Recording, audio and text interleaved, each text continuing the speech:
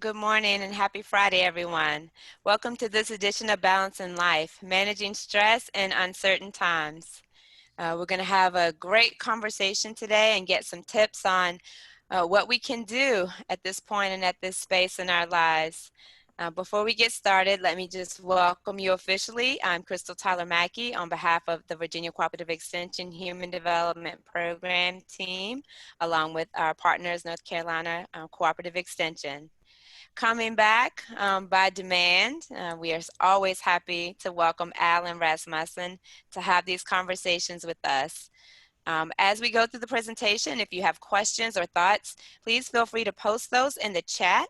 You have two options in chat. Your default option will post in a way that Bethany, Alan, and I are the panelists. Will be the only people who see what you post. If you want to post something that everyone can see, please choose in the drop-down menu in the chat box, all panelists and all attendees, and then everyone can see your thoughts and comments. Having said that, I'm going to move out of the way and allow Alan to talk us through this conversation. So welcome, Alan. I want to thank you, Crystal, for having me here today. And I always want to thank you for your support and your introduction. I would also like to thank all the attendees for being here today to be part of this training. It's great to be with you. And, if it's okay, I would like to take 1 second to give a special thanks to Claire Lillard for all her support and encouragement in this process too. So I want to give a short introduction, then I'm going to be moving along here. But I am Alan Rasmussen. I currently work as a prevention specialist with Rappahannock Community Services based in Culpeper, Virginia. I've been with this organization since 2003, working in the area of mental health, suicide prevention, and substance abuse prevention. I am a mental health first aid certified trainer.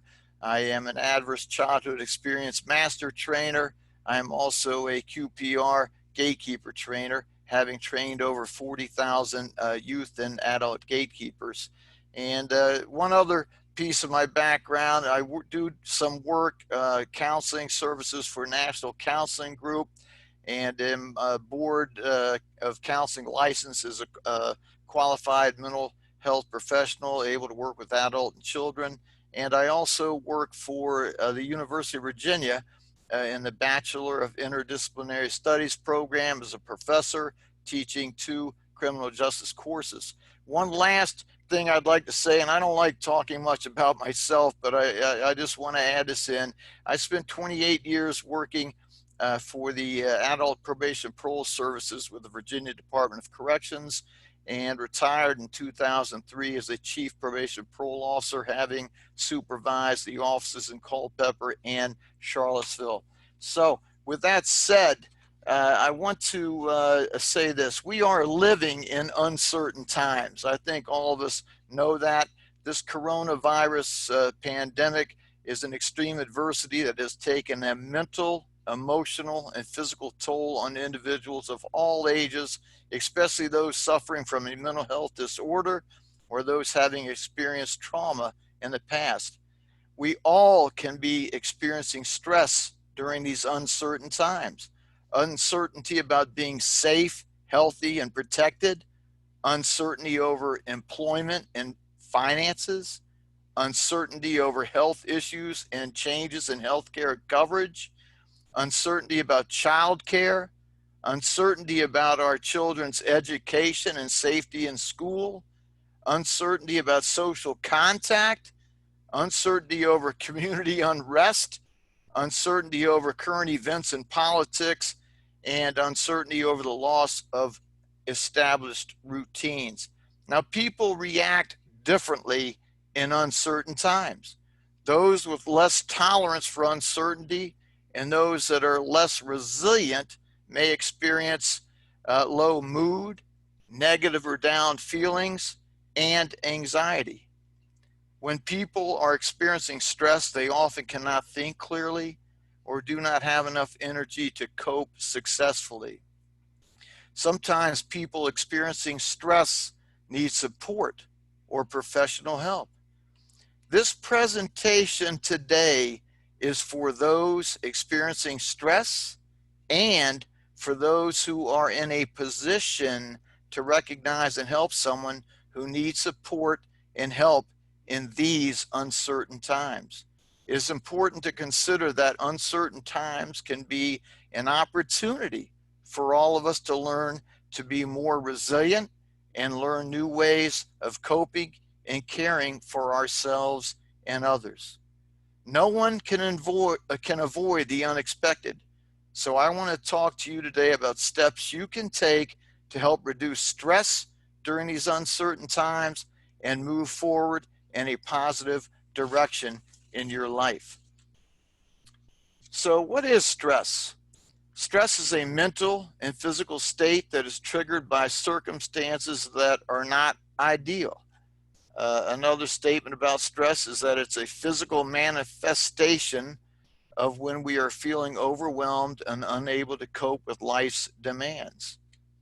It can be triggered in people of all ages. You know, sometimes we think maybe young people can't be as stressed as older people, but, it can be triggered in people of all ages.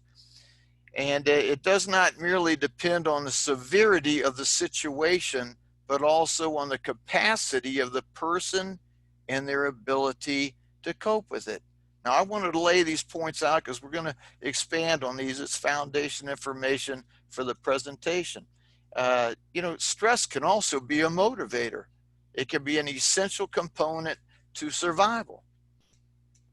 So some common external causes of stress, major life changes, work or school, relationship difficulties, financial problems, being too busy, children and family, and then some common internal causes of stress that we'll elaborate on throughout this presentation can be an inability to accept uncertainty, pessimism, rigid thinking or lack of flexibility, negative self-talk, unrealistic expectations or perfectionism, and this all or nothing attitude.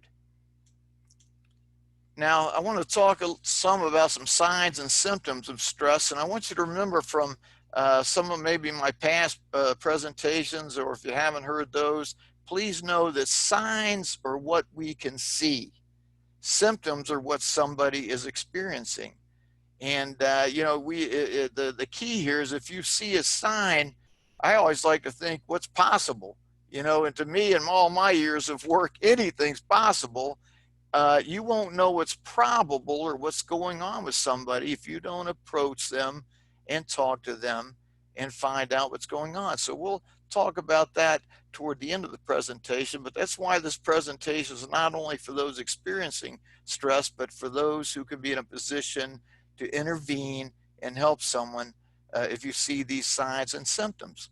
So, memory problems, inability to concentrate, keep focused, poor judgment, seeing only the negative, anxious or racing thoughts, constant worrying, depression or general unhappiness, anxiety and agitation, moodiness, irritability or anger, feeling overwhelmed, loneliness or isolation, nervous habits such as pacing and nail biting.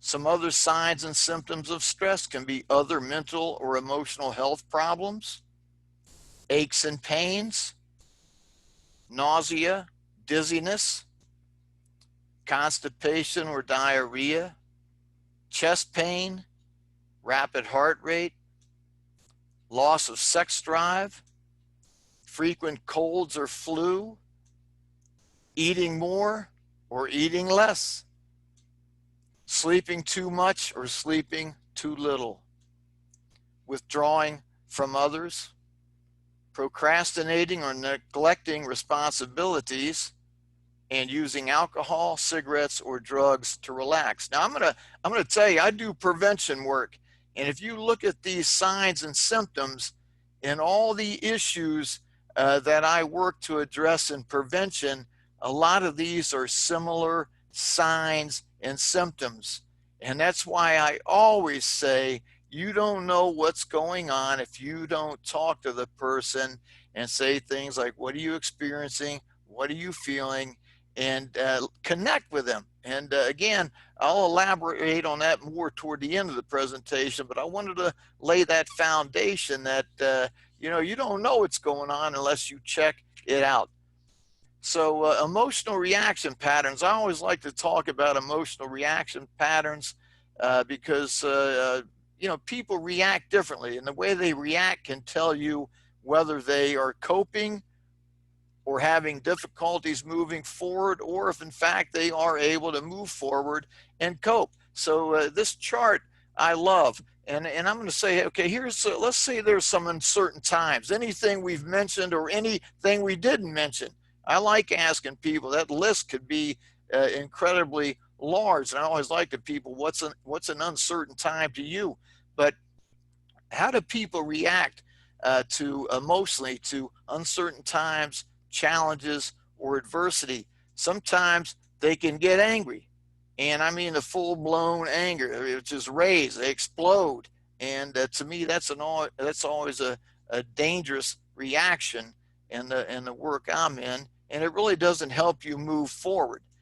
Sometimes people they just go numb, they implode, so to speak. They can keep this anxiety, depression, and stuff inside, their feelings inside. They don't express them in a useful way, and it can lead to major health problems actually. And again, that's a dead end street. People are not moving forward in that kind of a reaction response to what's going on. Now, sometimes people can get upset, and when I'm talking upset, they put their feelings out in a useful way and say, maybe, I really don't like this going on. It's really making me nervous. It's upsetting to me. So when they do that, they do have the option to make themselves the victim in this situation, or they have the opportunity to say, all right, this is going on. What can I do about it? What steps can I take to move forward? And, when they begin to cope and come up with these strategies and options, actions they can take, they begin to do what's called reseal. And that's when they're becoming resilient.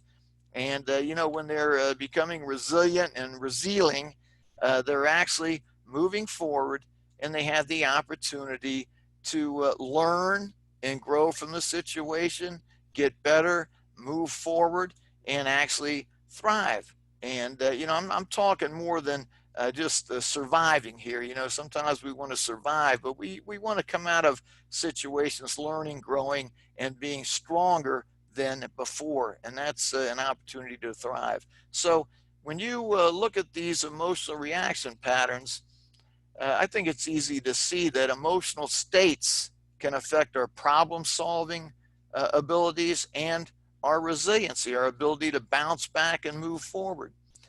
Positive emotions can broaden and strengthen our ability to balance our lives and manage stress in the face of adversity.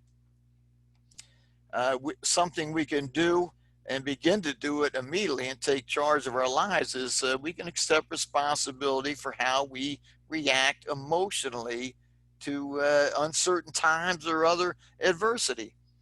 And I always encourage people to try to keep a good spirit and work on generating that positive energy. Now, I want you to think about this too. If we see somebody who's having trouble not being angry, not keeping everything inside, and they're not moving toward working on strategies or options to move forward, and their emotional state is definitely affecting their ability in a negative way to solve their problems, be resilient, and move forward. They just don't have that good energy or good spirit. We need to be ready to jump in and talk to them and say, hey, this is what I see. I care about you. I want to help. And we need to be alert. That's one of the biggest indicators how people, these distress emotional reaction patterns, we need to be alert to those with people. Now, I also like to talk about optimism. And when you're optimistic, you have better energy, you feel more self confident, you look forward to the future, and you do not feel trapped or discouraged. So, something people can do is reflect on how optimism has helped them through difficult times in the past or help somebody else. So, if we can try to maintain that optimism and say, hey, we will find a way out of this, we'll come up with a strategy, we'll get help, we'll use some of these steps that Alan's going to talk about in a minute to make a difference. So, balancing life in uncertain times. I want to talk about some things that people can do, some things that we can encourage people to do. So, maintain these routines and habits that work. They bring you peace, they bring you self confidence, and it builds your self esteem when you're doing things, these routines, they're steady, and you're moving forward so you can pat yourself on the back. Keep healthy sleep hours. We need to take care of ourselves physically, mentally, and emotionally, but we need to get our sleep. And if you need to, do some research on the studies on that. Sleep is critical. It has a major impact on our ability to move forward and be stable. Maintain good nutrition. And I like this regular eating hours. You don't want to slip into eating too late, too early. Stick to your routines and maintain good nutrition. And exercise that can help take care of yourself physically, get those endorphins going. And I mean, I threw some things on like hiking, walking, whatever. Get on a indoor bicycle, anything that can help you, and do it to relax. Do this stuff and it helps you relax. Constructive leisure time activities, anything you enjoy that brings you some peace and helps you relax, any hobbies, try to stick with those and do them. I've seen a lot of mindfulness, meditation, and yoga programs going on online, support groups, all kinds of things related to mindfulness, meditation, and yoga. It's a great tool for calming yourself down, keeping focus, keeping your emotional balance. You want to foster healthy and supportive relationships. These supporting relationships are great. Healthy relationships. Find the people that show empathy, can care about you, will listen to you. You can open up. And again, I encourage those people to reach out to others and get involved, because not everybody is willing to say, I got a problem, I need help. So we need to get in there and move them forward sometimes ourselves. Avoid social isolation and self medication. Avoid, I'm a bug about this. Avoid news stories if they increase anxiety, or I'll throw on agitation, frustration, anger. These news stories and what's going on can have a major impact. Just turn the stuff off. It can help you sometimes. Practice self care by taking time to relax. Be kind to yourself too. You don't want to get into the habit of beating yourself up. You're always feeling bad. You don't get this done. That's going to ruin your self-esteem, self-confidence. Be kind to yourself and avoid comparisons to others in your ability to manage uncertain times. And try to reflect on your past successes and pat yourself on the back and encourage yourself. Balancing life in uncertain times. Again, let's see, examine your emotional reaction patterns like I talked about, and learn to express your feelings in a useful way. Skip the anger, skip taking it in and not dealing with it. Put it on the table and express what you're feeling in a way that somebody can understand and help you. Develop and learn new coping skills. I'll tell you, there's a lot of information. If and, I do a lot of trainings on different types of coping skills, but you can Google up and research any way of coping with any issue, and it's all on the internet, man. So study it, learn them, educate yourself on some life skills that you can use to help you cope.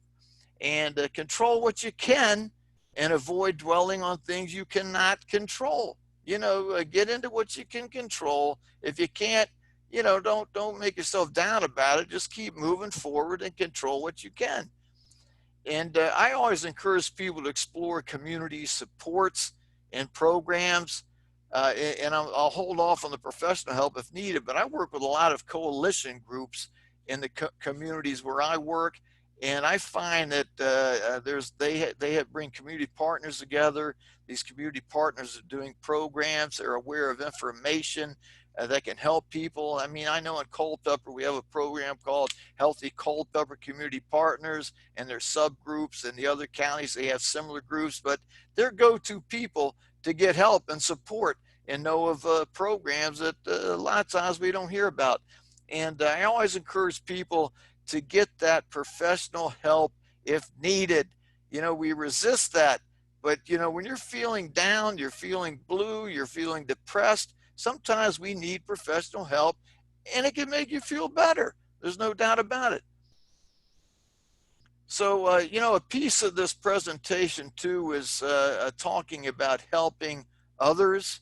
If you're in a position and you're feeling good, you're feeling strong, and you see someone in distress, I want to encourage you to get involved, intervene, and work to support this person. And here's some helpful things you can say to start that process.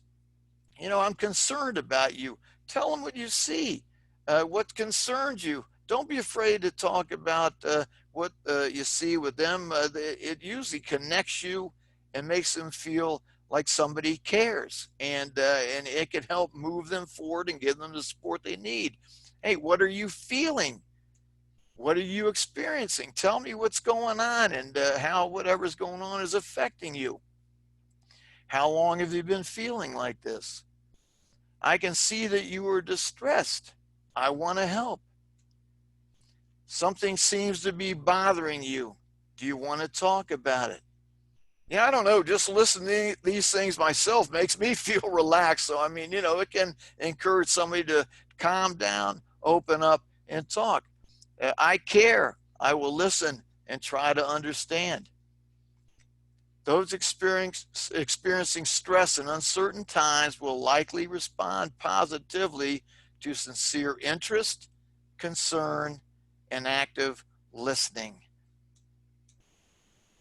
I always throw this in my presentations because I do a lot of work in the area of suicide prevention, and I'd always rather be on the prevention side of that than reacting after there's a loss. So please keep in mind that certain intense emotional or affective states may suggest a suicide crisis in individuals who suffer from depression. I talked about those warning signs being similar for different issues. We don't know what's going on. We might get involved with someone who's stressed and they may be having thoughts of suicide. We don't know till we check it out. So please, these emotional or affective states that may suggest a suicide crisis in individuals who suffer from depression or who are showing stress in uncertain times can be intense desperation, hopelessness, and that rage. Remember that emotional reaction pattern of the full-blown anger, of rage, abandonment, self-hatred, or anxiety. We see these signs. Please, these affective states, please get involved. And if you're talking to someone and it becomes an emergency, always remember to call 911 in cases of emergency and get the appropriate response. So, in conclusion, I want us to please remember that healthy strategies can improve our problem solving and coping abilities and help us all to balance life and manage stress in uncertain times. Now, with that said, I'm going to turn this back over to Crystal, and I appreciate you all being in attendance. Thank you. Thanks, Alan. So I know there's been a lot of requests in the chat for the presentation. Great tools and reminders as always, so appreciate that. There is a question, and for others, we do have a little time for Q&A if you want to put your questions in the chat. But Herman, Herman's one of our panelists, and Herman had a question in a conversation happening in the chat. I'm going to ask Herman to unmute and post that to you, Alan. It's a Okay. tough one, Alan, but you got Okay. it. Yeah, I was, yeah, one of my teachers was, she just couldn't stop crying at work yesterday. And I know I looked at some of the things and I said a lot of the things that you pointed out yesterday and trying to help her cope with it. And when she went to her, when she went to the folks and said, well, what was going on? Nobody, a lot of the folks weren't wearing masks. A lot of folks were not practicing physical distancing, and she has been quarantining since March. So this is a person that just hasn't been going out. So, for a person that's been, kind of in isolation this whole time, almost, 5 months now, to be suddenly thrust into a situation where everybody's kind of lackadaisical about the virus, and it's just running her nuts. And she was crying all day. She couldn't stop crying. Crying last night and again this morning. And they're telling her, toughen up. You'll get over it. Uh, Uh, so I told her I don't know what where can I go with this with her.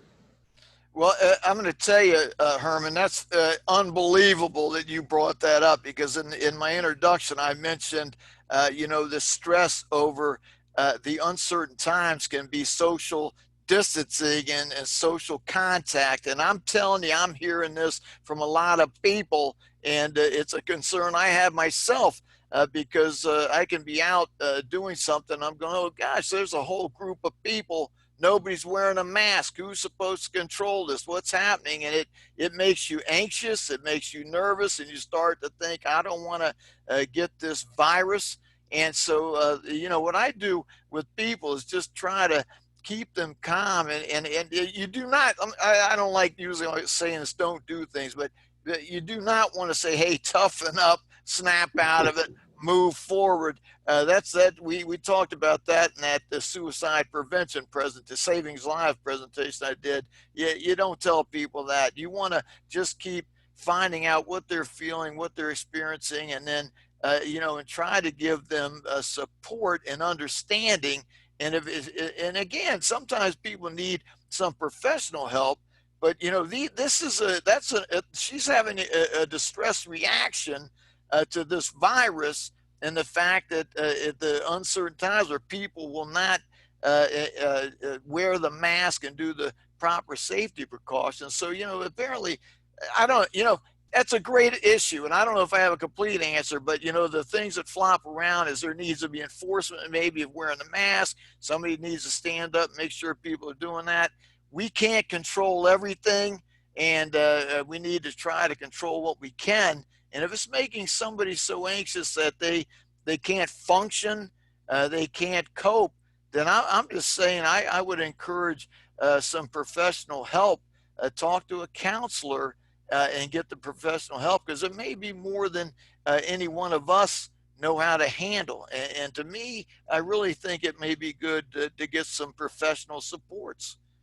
Yeah, that's what I suggested too. I told her, maybe go to the doctor and just get permission, like an ADA request, to get permission to telework for the first few weeks until, she can kind of, well, until people start to, follow the rules a little bit better or something like that. But right now, to just be thrust in that situation, I think she's gonna need a break from it somehow. Oh, absolutely. And so yeah, I would, and then any supports with work, like you're saying, or any other supports around here that can be help a difference. But definitely, if it's if it becomes very tough to cope and move forward, I would get some professional help and some guidance too, and it can help. All right, thank you. Well, thank you. Great, Alan. Thanks so much. I saw a couple of other questions in the chat, but we're getting toward the end. I will send out, when we send out the slides and the recording for this session, I'll go back and send out the recording for the session that Alan did a few weeks back around suicide prevention, the Saving Lives Together session that may answer a couple of questions in the chat.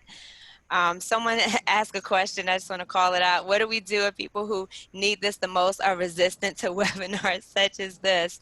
You know, any thoughts on that, Alan, while I pull up my last slide?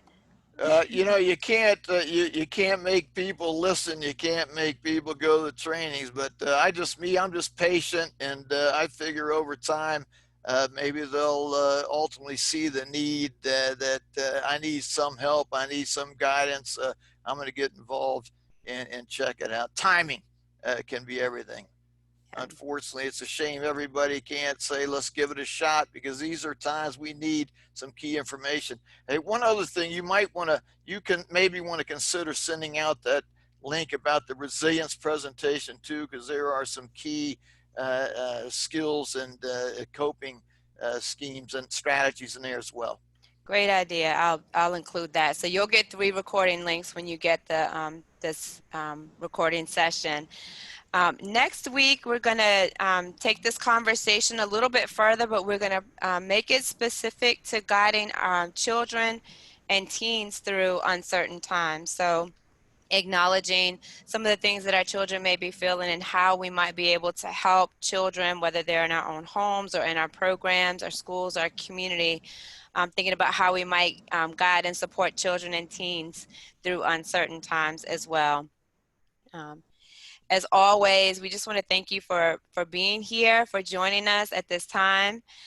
You can see this and any previous recordings on our Virginia Cooperative Extension website.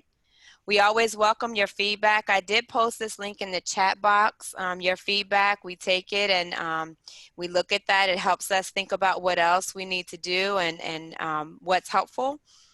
And Alan, thank you again for being just a great partner for us and bringing us such critical information and reminders and tools and helping us navigate this, this tough conversation. Well, thank you, Crystal, and thank everybody, because I'm feeling you, man. I'm emotionally affected today by this, just feeling you. Yet people say you can't feel anybody on the internet. I'm feeling you, and I care about you, and anything I can do to help, let me know. Great. Thanks, Alan. Thanks, Herman and Bethany, and thanks to all of you for showing up today. Let's do what we can to, take care of ourselves and try the best we can to take care of those around us. Having said that, everyone, enjoy your Friday and your weekend. Take care. Take care, Crystal and Herman.